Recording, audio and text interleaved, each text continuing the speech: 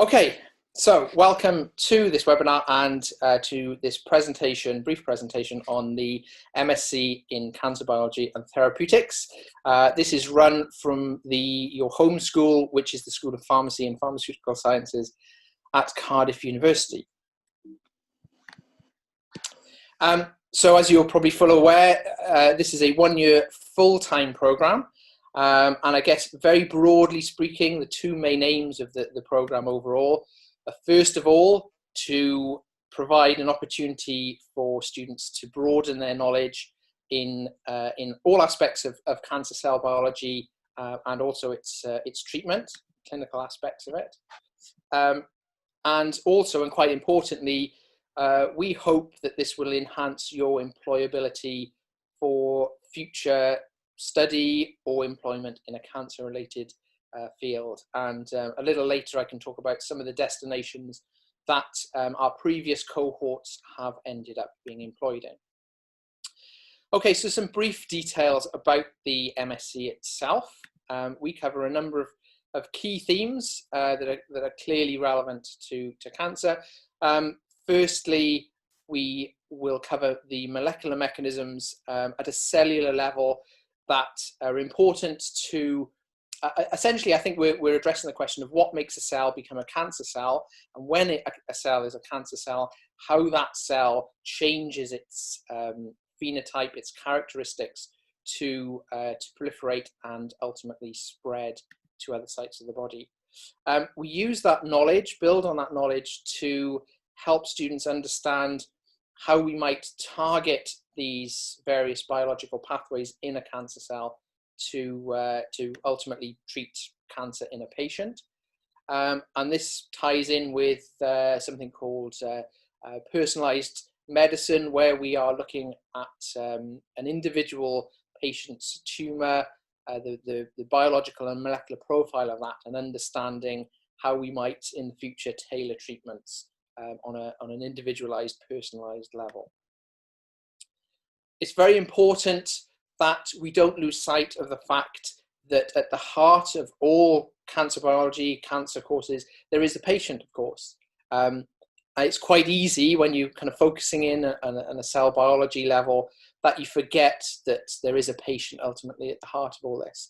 And so we incorporate later on in this program some sessions that talk about the cancer patient's journey, the more psychosocial aspects.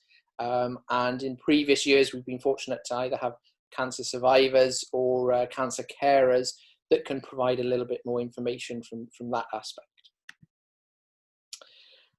So they were the kind of, broadly speaking, the generalized themes. There are other elements to this course that are important as future cancer researchers or future workers in a cancer-related field.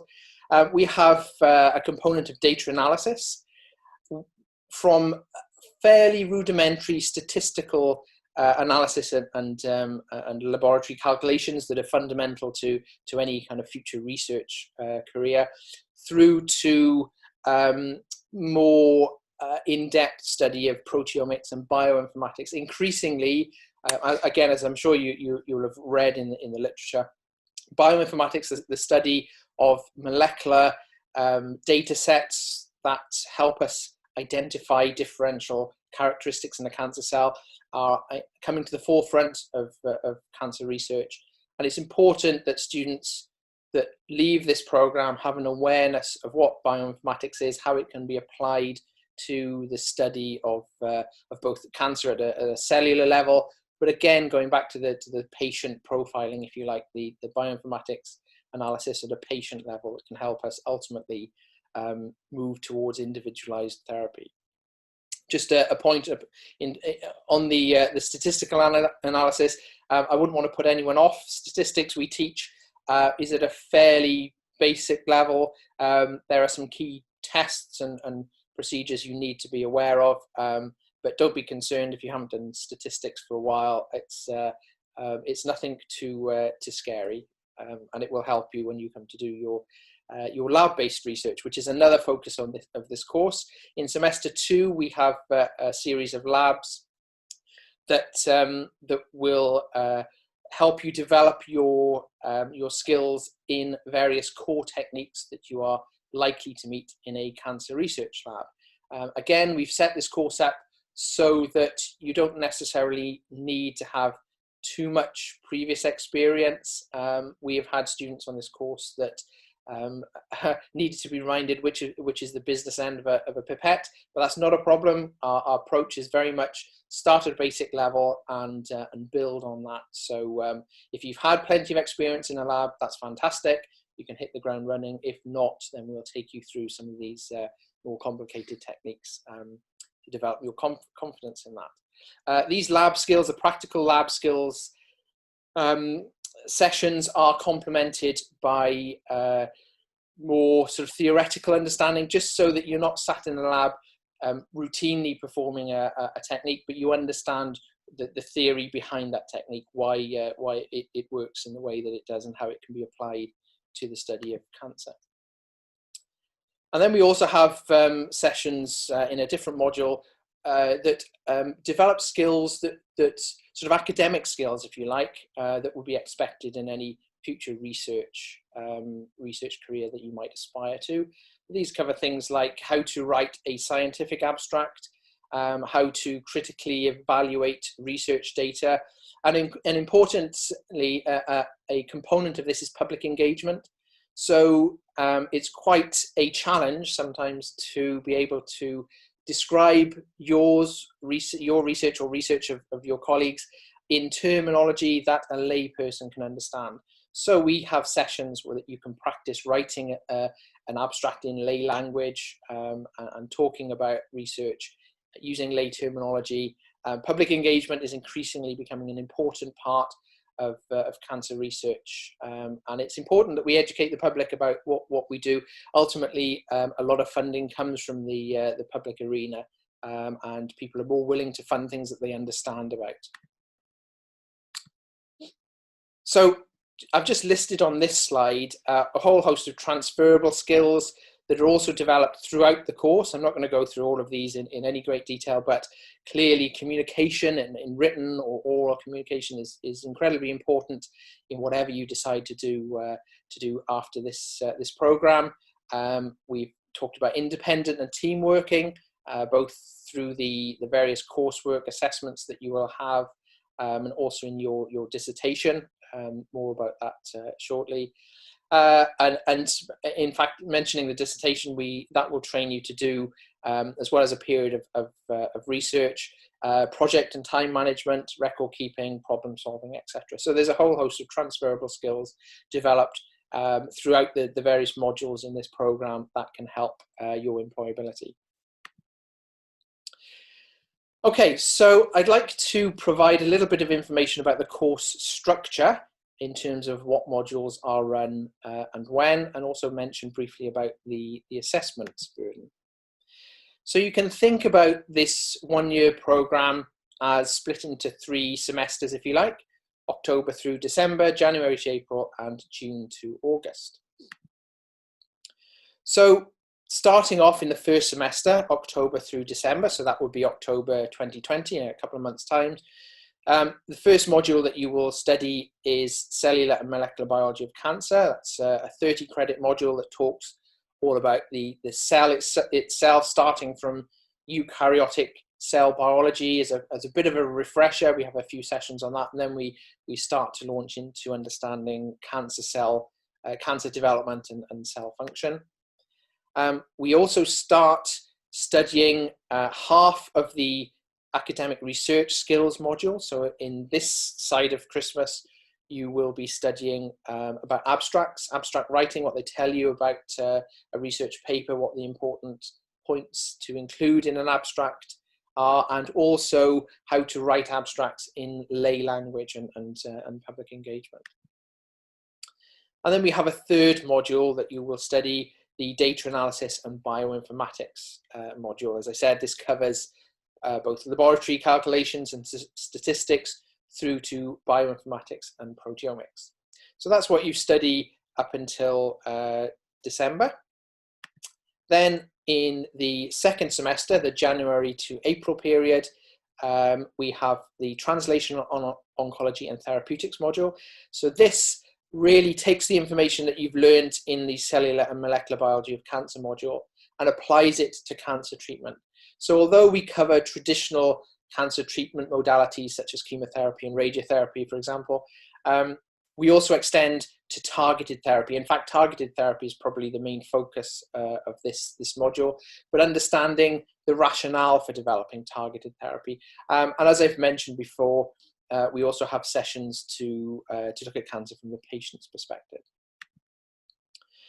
You will study the second half of the academic research skills module. So that covers topics such as critical evaluation of research data, and ultimately you will have a piece of coursework that requires you to read a research paper, published research paper, and essentially do a SWOT analysis, a critical evaluation of the data that is published in that paper. And then finally, we have our laboratory research skills module. This is a series of labs that students will undertake in small groups to develop your confidence in some of the core techniques that you would expect to find in a research skills, in a cancer research lab.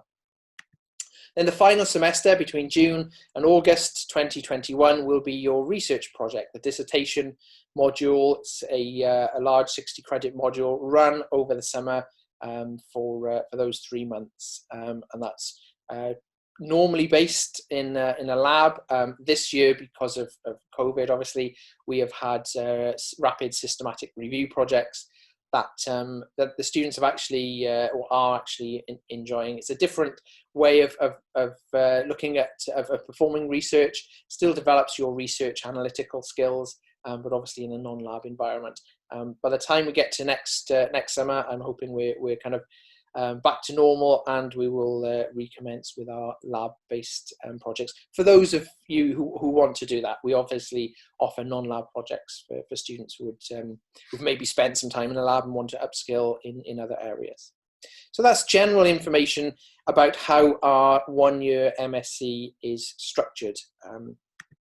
What I'd like to do is mention briefly about the assessments associated with each of these modules. And you'll see when I finish talking through this in a few minutes that we offer a varied type of assessment. We're not particularly exam heavy or coursework heavy. I think there's a mix of lots of different styles of assessments. And I think that's helpful because it suits the diverse learning styles that we see amongst our student cohorts. So, for the PHT 801 Cellular and Molecular Biology of Cancer module, the 2 assessments are shown there. We have an exam that's worth 70% of the module and a group presentation, which is worth 30% of the module, and the dates or the months that those assessments are held in are shown there. For the Translational Oncology module, again, we have an exam and also a poster presentation. This is an individual poster presentation that's held next year, February, March, depending on how many students we have in the course and how well we can timetable them into an appropriate room, or we have the option to run these as online poster presentations. Our academic research skills module is assessed through an abstract writing assessment in November, and also the critical evaluation assessment that I've previously mentioned, which is in February next year. The laboratory research skills module has 2 components, equally weighted. The lab coursework, this is a series of questions relevant to the laboratory practicals that you will have carried out, with a hand-in deadline of towards the end of March next year, and also a class test later on in April next year. And then we have the data analysis module, of which you have some assessments, the calculation and statistics assessment, which is in November, and your bioinformatics and proteomics assessment that you are set prior to Christmas, and then you hand that in early January. So they are the 5 taught modules, and as I've said, you can see that we have a varied type of assessment associated with them. just one important point, and that is that all of these assessments must be passed at 50%. So at postgraduate level, we have a 50% pass mark. So each of these individual assessments has to be passed at 50%. And the other thing to mention, whilst I'm on the subject of passing modules, you need to pass all of these taught components in order to progress to the dissertation that's held between June and August. And obviously that the submission of the dissertation write-up itself is the only assessment associated with that project. That's a dissertation write-up of between 10 to 12,000 words, and that's submitted towards the end of September. So the actual research gathering period is June to August, along with some writing up, and then the kind of finalization occurs through September, and you submit that towards the end of September. Okay, so on to career options. So we've put this slide together based upon the kind of destination that previous students who have joined us for this MSc have ended up working in. I would say that probably 2/3 of students who join us go on to study PhDs. That's the reason why they join us, to learn more about cancer, and because they have a desire to undertake a cancer-related PhD. One of the advantages of studying this at Cardiff is that you become aware of opportunities for PhD study in the university itself. Obviously, these are competitive, and students need to be interviewed for such. But it's an opportunity to maybe more easily chat to a principal investigator who has a PhD for offer within Cardiff than if you were a student applying to Cardiff from an external destination. It's also a good opportunity if you work well in our program, then clearly either myself or one of my colleagues are likely to be writing your reference, and it's a lot easier to kind of phone up a colleague and say, yes, such and such, they're a really good student, whatever. That's worth quite a lot, as opposed to having a reference from elsewhere, someone else that maybe hasn't got that personalized touch. But as I said, about 2/3 of our students go on to study PhDs, not necessarily at Cardiff, further fields at institutions abroad. But as I said, it does give you a heads up for opportunities that arise within Cardiff itself.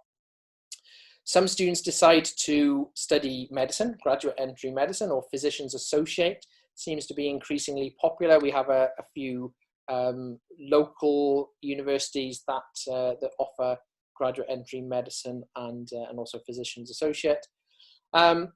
And then another popular destination would be for laboratory research, so maybe a research assistant, an MLSO, medical lab scientific officer within the NHS. We've had a few students go off to do that. And then we have more diverse employment opportunities. So we've had 2 students that have joined relatively local startup companies in Bristol, which is, for those of you not from the UK, that's probably about 30 miles away from 40 miles away from Cardiff. And one has gone into a company that's involved in medical sales for cancer treatment centres. Medical writing is another destination. We've had a few students go off to work within, and also within charities, where the experience that they gain through this program in terms of familiarity with cancer research and the kind of skills, the research skills required, helps them in their role as a scientific officer within the charity. They're often involved in sort of grant reviews, looking at grant applications to that charity, and their knowledge and background from this course has stood them in good stead. So a number of opportunities are open to graduates from this program. I thought I'd just mention briefly about the teaching strategy. Obviously, this year has been unusual globally due to the COVID-19 pandemic. Traditionally, we would run this course as a full-time face-to-face, so most of your teaching would be delivered face-to-face. We have transitioned now to a more blended learning approach, and essentially what blended learning means is that we have set the modules up into, or split them up into units of teaching, and those units of teaching will involve a few introductory sessions, support for students to undertake self-directed learning activities. So for example, we may give you an overview of maybe cancer genetics and alternative splicing. Students will then be directed to texts or research papers to read and understand that more. We will then have a face-to-face tutorial, a workshop, or a series of those, just to explore that more in depth, to consolidate some of that information. And then, as we normally have, there will be formative exercises to help you understand where you are, how your learning's going on, identify areas of strengths and weaknesses, and once we flag those up, then we can kind of take the time to support you in the areas that are maybe more weaker than others. Semester 2, so this is the January to April semester. Traditionally, we have included visits to local cancer services. So we have our local cancer treatment centre here. We have the newly established positron, a PET scanner that students have looked at, as well as some clinical research labs. So we have the next generation sequencing lab that students have gone to understand how that's applied to the diagnosis and treatment, individualized treatment of lung cancer, for example. So our visits, our involvement with local clinicians is really helpful for the students. It kind of gives you an idea of how what you learn on the program is kind of important to the clinical side of treating cancer patients. And it's really helpful to have our oncologists and our surgeons turn up and tell you about what they do in terms of cancer treatment.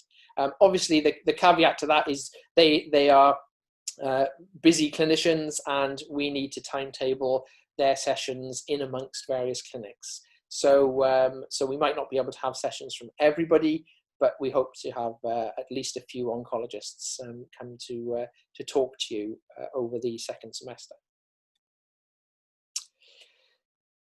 Okay, and so just coming towards the end now, I just wanted to mention briefly about student support. I guess most of you have experienced good student support in your prior institutions, and this certainly is continued as a postgraduate student at Cardiff. All students are assigned a personal tutor in the school. They stay with you throughout the duration of the programme. They are there to offer any pastoral or academic support that you may need, as well as references when you leave us and seek further employment. Module leaders, each of these modules that I've previously talked about is run or under the responsibility of a member of staff, and that's made clear to you at enrolment. And again, that's a person that you can go and talk to if there's any aspect of the program that of that particular module that you might not understand. Myself, so normally on a sort of a face-to-face basis, when we're back to normal, I have an open door policy. As students are very happy to, I'm very happy for the students to turn up and ask me questions. With a blended learning approach, it's the same policy, although it'll probably be via email. Although we've instigated a weekly Zoom meeting for students just to turn up if they've got any queries about any aspect of the program. Our school is very active in promoting the student staff panel. So this is an opportunity for students who wish to get involved in the student staff panel to do so. It's an opportunity to raise concerns that flagged up amongst your peers with academic member of staff. It's a formal process so that we can make sure that you have a voice in the school, and we can address or answer queries that you or your colleagues may have about any aspect of the academic part of this program. And then just very briefly, the university has a very well-regarded student service system offering support for not just academic, but we have disability support, we have student well-being and welfare support. For those, the few students that do avail themselves of student services, they're very pleased with the support that they've received. And we hope through some of the activities and the assessments that we design, for example, the group presentations, that can actually encourage yourselves to support each other through these kind of peer associated assessments. So then, just to kind of round things up, very briefly and broadly, the distinctive features of this program are that you will be taught by a host of experienced cancer researchers. This is really important. I mean, anyone can spend an hour reading about a subject and then teach a student, but right from the inception of this program, we felt that it was important that everybody that teaches you is a well-established, well-published cancer researcher in their own right, or a well-regarded clinician. So you can be rest assured that you'll be taught rather by the experts in their field at Cardiff and in the local NHS. The translational oncology is quite a unique module amongst cancer-relevant MSCs, certainly in the UK, particularly as we also try and include a patient-focused material. And as I've already said in a previous slide, we have a wide range of transferable skills that you will develop throughout this course. And these are the kind of things that employers will be looking at when you're seeking further employment. I'd like to think that all our staff really are quite accessible. The fact that we run it in the School of Pharmacy, it's a relatively small school, and you get to know the staff involved in this program pretty well within those first couple of months. We're all very amenable and accessible to any queries, and we're certainly happy to support students in their studies throughout this program. And I've already in the previous slide mentioned about the different opportunities for student support should you need to take advantage of that whilst here. So thank you very much for giving up your time to listen to me talk about the program. I'm now going to stop sharing the screen. Okay. So now it's over to you. If you have any questions that you'd like to put to myself or anyone else here, just to remind you, we have Claire and Sian from our admissions and academic support team. We have David here from the international office. We're happy to field any questions that you may well have. So I'm just, before I go through the chat, I do have a question that was previously submitted by email, actually, and that was to do with the lab sessions. They wanted a little bit more detail, so I thought this would be a good forum to just to rehearse that answer. So I mentioned that the PhD 804 lab skills module ran in semester 2 between January and April. In fact, that module starts the beginning of February and runs to about the second week in March. And we have a series of 7 laboratory sessions that students will practice in small groups, various skills. So these would start from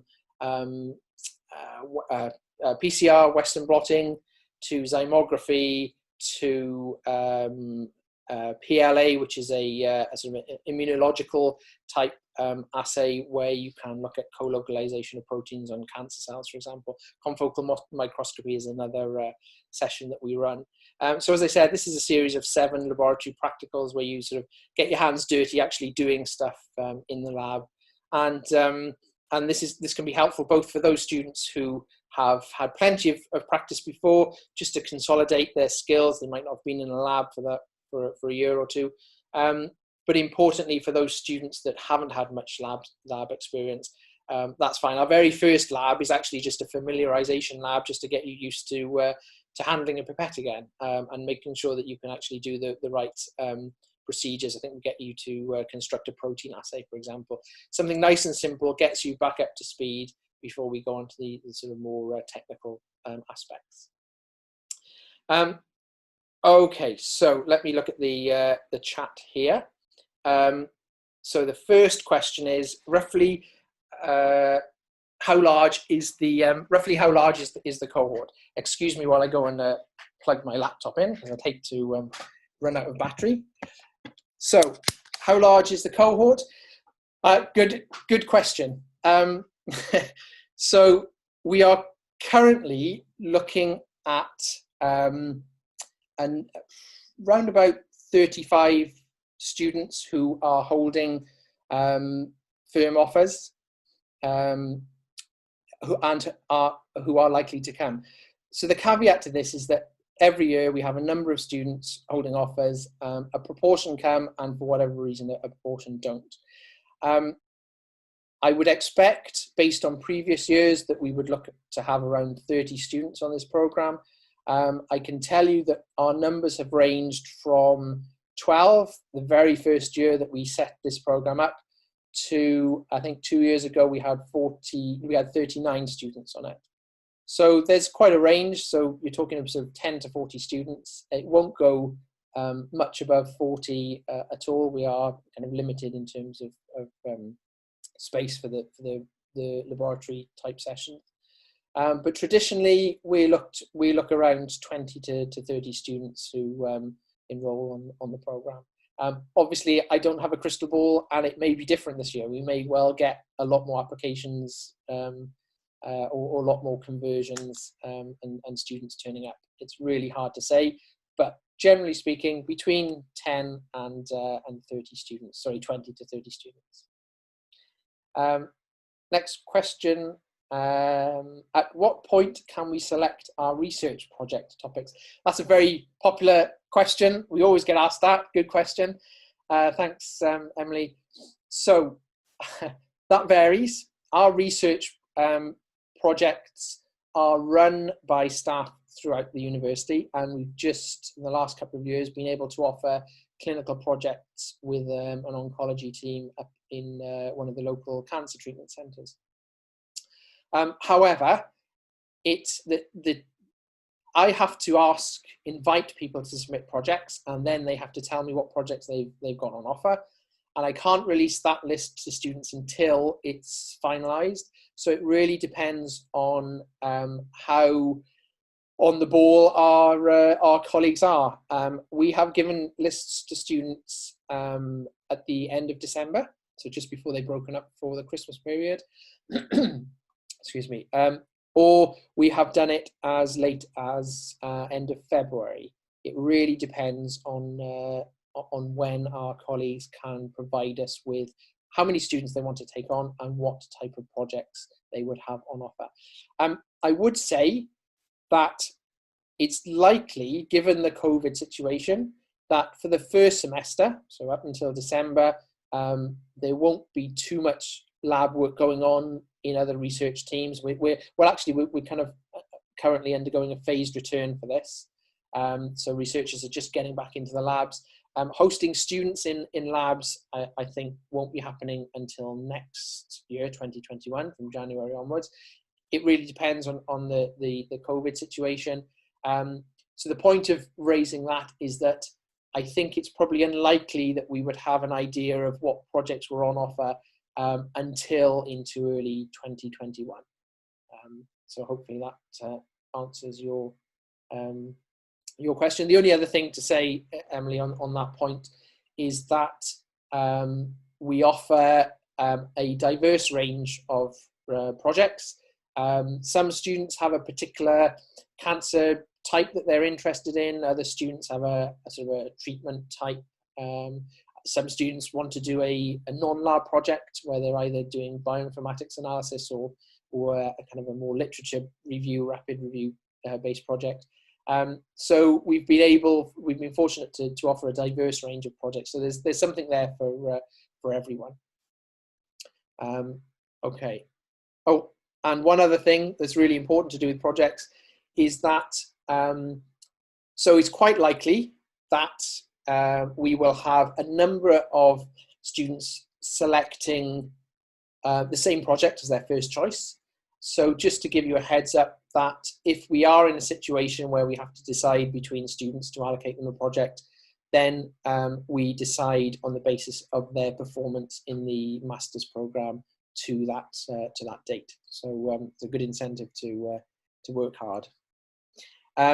Okay, next question I have here. Are all modules being run online for the first semester? Well, I guess yes, but that's not to say that we haven't run them online before, if that makes sense. By that I mean, so there's a difference between normally we would have these done all face-to-face. This year there will be face-to-face sessions, although that will be minimal or minimized rather in favor of delivering content online. So this isn't a purely online teaching approach between October and December. You will definitely be in the school for face-to-face sessions, tutorials and workshops, as I've already described. What we're currently doing with the scheduling team in the school is looking at how many students we're allowed to have in a room. That's dictated by the university, and what rooms are available for us to run these teaching sessions in. So the format of teaching will be probably online content initially, just to give you an overview. So you might have a Zoom meeting, kind of like this, where I'm talking about a particular aspect of cancer biology or somebody else's. Then you'll have some supplementary reading to do, maybe a formative quiz. We'll have a workshop, face-to-face workshop or tutorial where we can apply what you've learned, maybe to address a problem or two, or understand something in a bit more depth to do with cancer biology. And then probably some more formative assessments. The formative assessments ultimately are there to help you prepare for your summative assessments, the exams or coursework later on. So we will be doing quite a bit online, but that's not to say that we're going to scrap all face-to-face. I personally would like to retain as much face-to-face as we possibly can. It's a good opportunity for me to get to know students, for other members of staff to get to know students, and for you to get to know yourselves as not yourselves, but your peers as we go through this first semester. Hopefully that answers your question. If at all, if I'm answering these questions and my answer is not very clear or it's not really what you asked, then just please type something into the chat. Okay, another question. How will the labs be affected by COVID-19? Hopefully they won't be. COVID-19 has messed us up in terms of our research projects over the summer, but obviously this is sort of the acute phase of it, or not just us, but across universities in the UK. So it's not anything that's unique to Cardiff. For labs next year, because they commence mid-February onwards, the plan is at the moment to schedule practical sessions in the labs as normal. So what we might see is that for staff, we may well have to double or triple teach a lab just because the number of students are limited in the lab, that we can only have a certain number of students at any one time. As students, it doesn't affect you because you just turn up for your particular session and be taught whatever is whatever lab is scheduled. So we are hoping that by next February, then that won't be a problem. We've already put the request in to schedule lab sessions for next year. Next question: are you expecting all taught elements like lectures to be via Zoom until Christmas? Will there be small groups? So I kind of touched on this before. Some elements will be via Zoom, but with the addition of small group teaching. I can't impress upon you enough that I am not planning to lose any small group teaching from this. It's really important that we maintain the face-to-face sessions. Obviously, it won't be as many face-to-face as we normally have, but these sessions will be there to certainly consolidate some of the information that you've had through the online meetings. Some of them will be live Zoom webinars like this. Other sessions will be pre-recorded. So you might have, I might provide a 20-minute overview, for example, as a pre-recorded session for you to look at your leisure, undertake the background reading, and then we'll meet up face to face. I should say that the bioinformatics module, the statistics and lab calcs could be done easily through Zoom, but the bioinformatics does require students to turn up and use our computer facilities in the school. So there are some modules where a lot of the sessions at your timetable will be face-to-face. Okay, next question. What are the training options we can have in parallel to the course? Voluntary options. I'm assuming, this is from Inas, I'm assuming that what you are querying is whether you can work in the lab voluntary whilst undertaking this program. Normally, so in a COVID-free world, I would be, if you'd ask me that question, I'd say best port of call is really to ask a member of staff in our school or another school to see whether they have opportunities, and if they have, you would have to fit that in with your studies, and obviously the priority is this program. So that could be tricky, because in order to work in a lab, you need some kind of consistency. It's not something you can dip in for an hour and then disappear. You're normally talking at least a morning and afternoon, and a couple of those a week. So I think probably unlikely that you'd be able to do that. When you put COVID onto that, then I think it's probably unlikely that you're going to find anyone that says, yeah, come on and work for us sort of voluntary whilst you undertake your studies. The priority at the moment is to get staff and PhD students back in the labs, get researchers back up to speed before we can offer opportunities to our students who are studying with us. If you mean voluntary options outside of the university, well, we have a lot of students. I would say probably a third or half of our students traditionally have some kind of part-time job. One advantage of having, I guess, a number of online sessions means that you've got potentially more time to work, but please remember that you need to give priority to your studies, and even though you might have content online to look at, stuff to read, it's important that you do that, and not just feel you just have to turn up for the face-to-face sessions. Having said that, just like a part-time job, if you want to seek out voluntary work in a local cancer charity, for example, there may well be opportunities. I don't deal with that, but there's nothing stopping you making local inquiries if you wanted to, if you're really keen to pursue that. As I said, the caveat though is how those organisations would approach such a request in the light of the COVID situation. And next question, are resits available if an assignment is failed? Absolutely. We offer at postgraduate level, you take your first attempt in an assessment, and if you were to fail that assessment, you are allowed one other attempt. Okay, so different to undergrads, at postgraduate level, you're allowed 2 attempts overall to pass. And remember that you have to pass all assessments in order to progress to your dissertation project. Okay, that's really important to remember that. Having said that, I hopefully have got the message across that as members of staff involved in teaching this program, we are very supportive of our students. We don't want to see anyone fail, if at all possible, as long as you put the work in.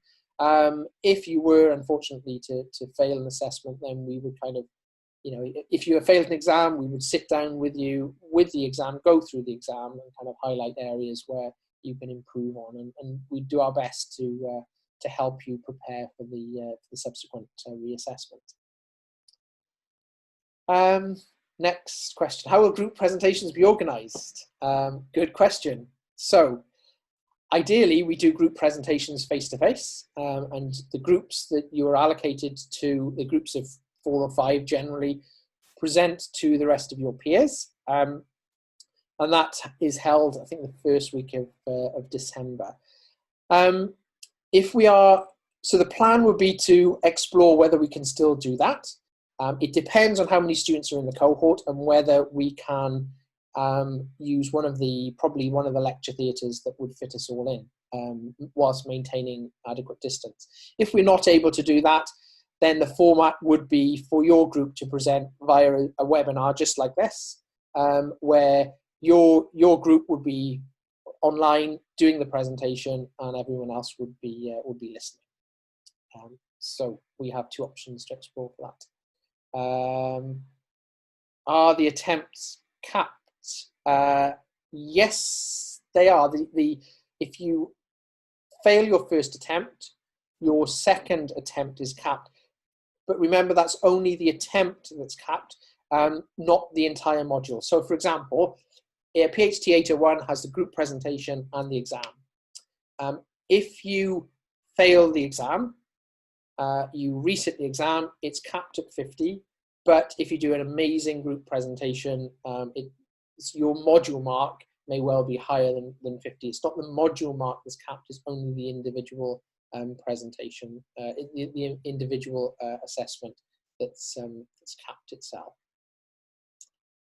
We changed that was a kind of a school-wide policy that changed. It used to be that the module itself, you failed one assessment in the module, the whole module was capped, and now we've just gone down to just the capping of the individual failed assessment, which I think is a lot fairer.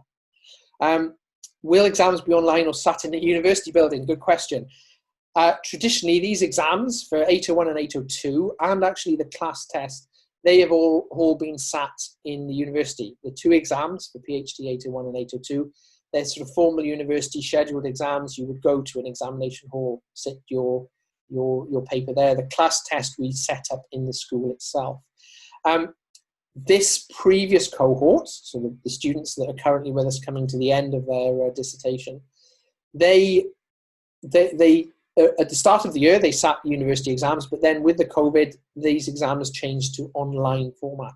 I would be assuming that the exams, certainly your 801 exam in January, would probably be online.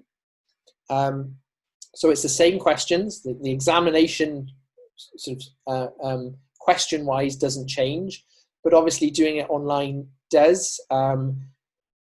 We are currently thinking of how we deliver that to students. It's likely that you will have access to that exam for a period of, I don't know, could be 4 or 5 hours. And then when you start the exam, you then have a certain time to complete that exam in. We just need to discuss in the school in terms of a strategy such as randomizing questions, just so that we can be sure that students are taking this in a fair manner and minimizing things like plagiarism and collusion. So I would assume that the exam in January is going to be an online thing. But as I said, it doesn't affect the questions at all. We're still assessing your learning outcomes associated with each module.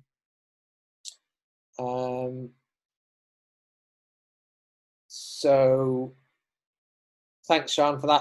I'll go over to the QA in a minute. In view of working part-time, when will we receive a timetable of rough contact hours? Yeah, I can't say. I'm hoping towards, well, maybe early September. So scheduling, our university, our school scheduling team, not only have to schedule this MSc, but they have to schedule a second master's course, and importantly, our undergraduate pharmacy students. We're in the School of Pharmacy and Pharmaceutical Sciences, and we have a large cohort of undergraduates that also need to be timetabled. And as you can imagine, this is it's no small task to do this. So as soon as I get the information, that's when I can send it out to those students who are enrolled. But don't expect anything, certainly for sort of August. I appreciate, it's difficult for part-time students who have part-time jobs or who are planning. All I can say, though, is that come the start of the course, there will be a lot more time available to undertake part-time work than we sort of traditionally have.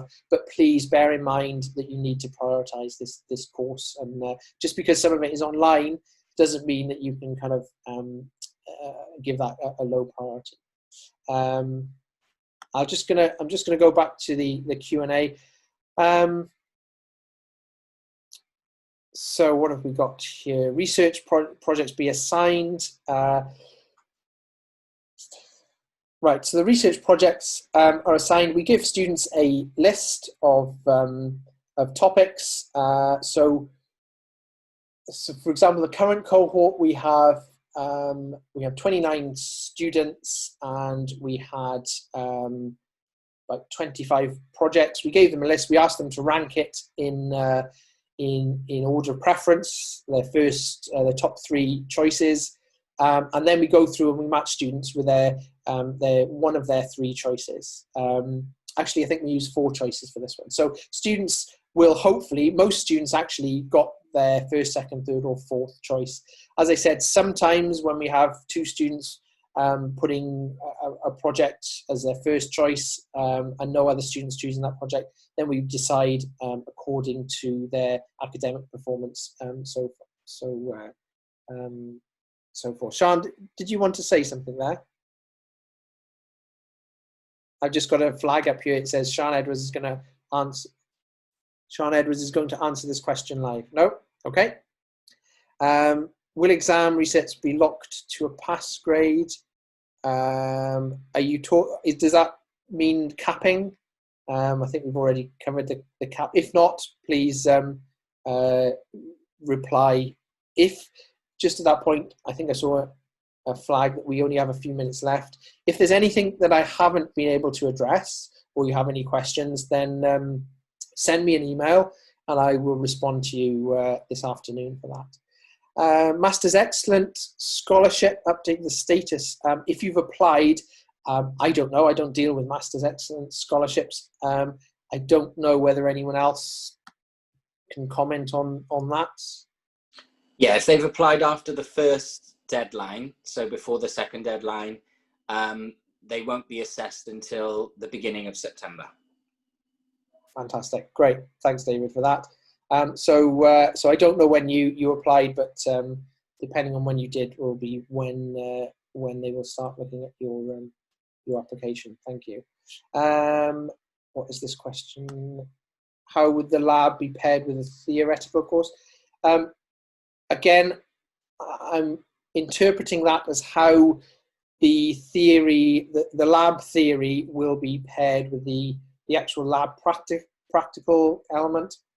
The way that we structure it is that you will be having a lecture or a session that talks about the theory first, and then following on from that, you will actually undertake the lab itself. So for example, on a Monday, you may well have a session that talks about zymography, what it is, how it actually works, how you use that and apply it to cancer research. And then on the Wednesday or Thursday, you'll actually be in the lab undertaking that actual practical. So you can learn about it, read about it, and then do it yourselves.